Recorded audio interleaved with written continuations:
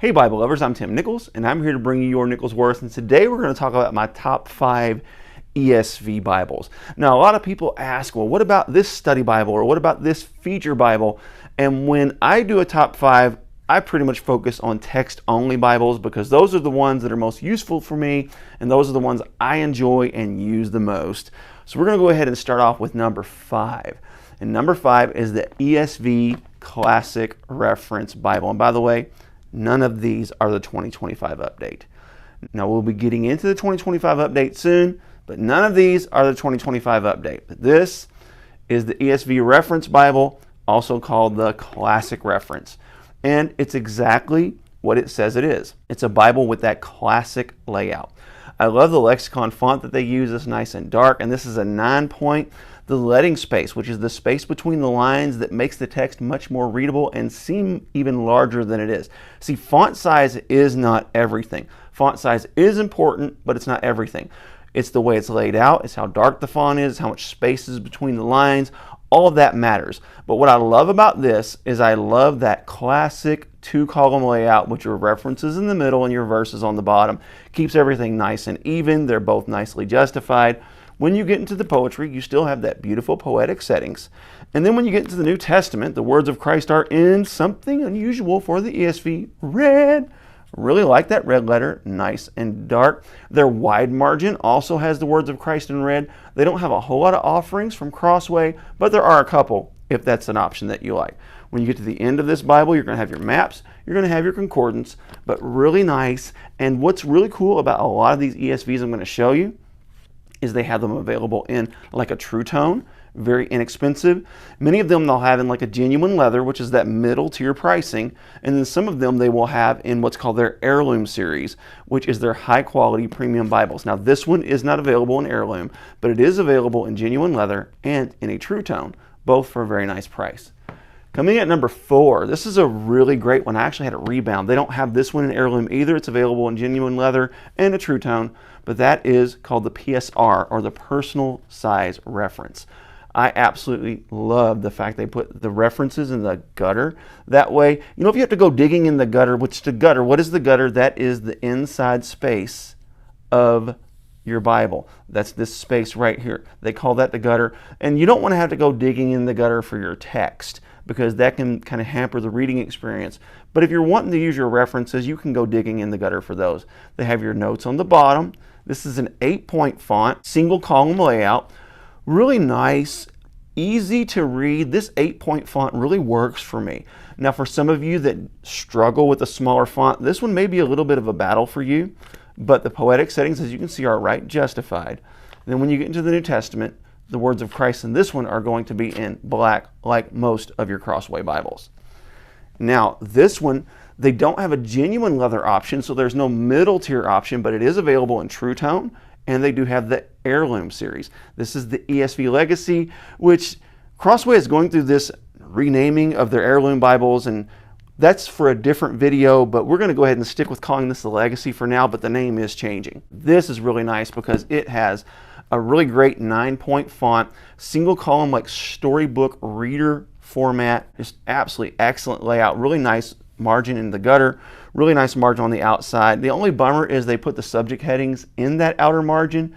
I guess it's so it doesn't interfere with your reading experience, because the whole idea is for this to be a super smooth reading experience without any interference. It does have some textual footnotes in the bottom, no real references throughout, but just a really beautiful layout, right justified in the poetry, and again, a 9-point lexicon font, really nice, beautiful leading space. This is just such a great Bible, one of my favorite ESVs, and this one's coming in at number 3, the ESV Legacy. Love this one. Coming in at number 2, this one is awesome, and they're going to be changing the name of this one, I think, as well. And this is the Heritage. And the Heritage comes in that personal size. See, one thing about publishers that we've got to get together is what in the world is a personal size Bible, because this is considered a personal size and it's smaller. This is considered a personal size and it's a little bit larger. And personal size is all over the map. I would consider this more of a compact Bible.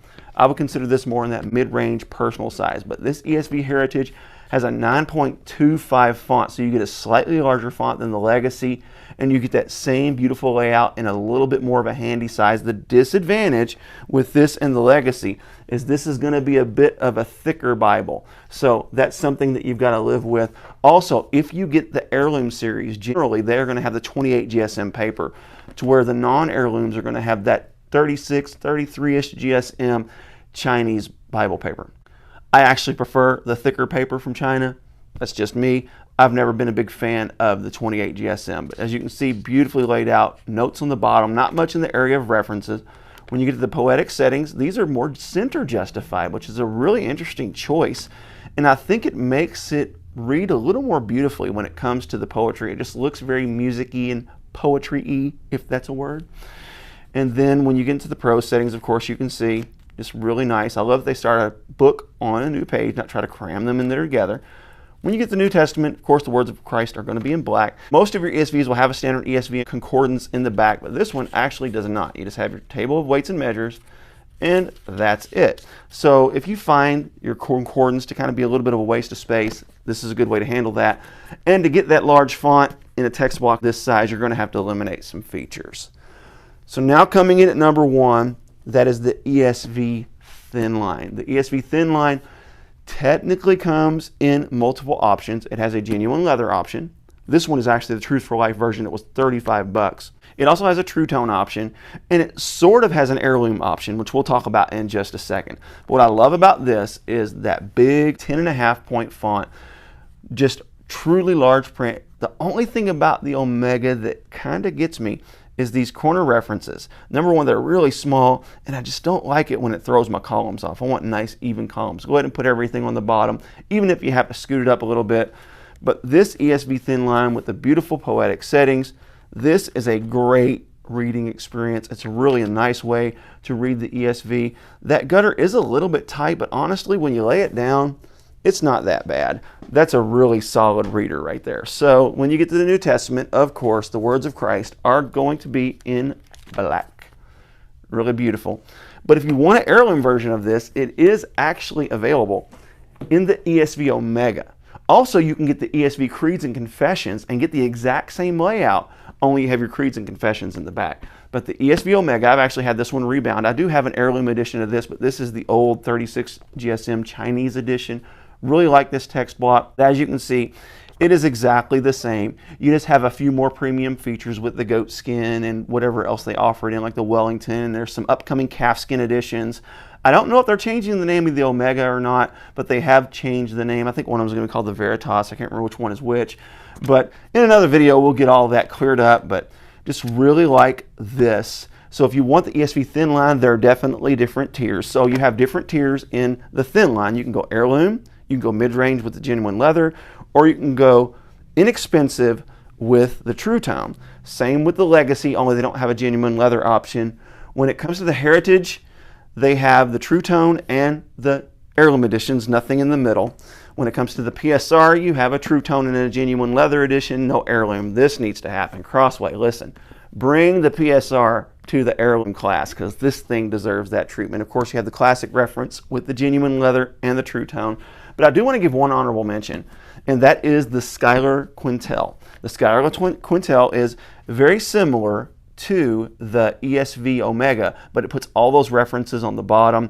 It does put your textual footnotes in the corner, which occasionally throws off your columns, but it's not as severe as it is with the Omega.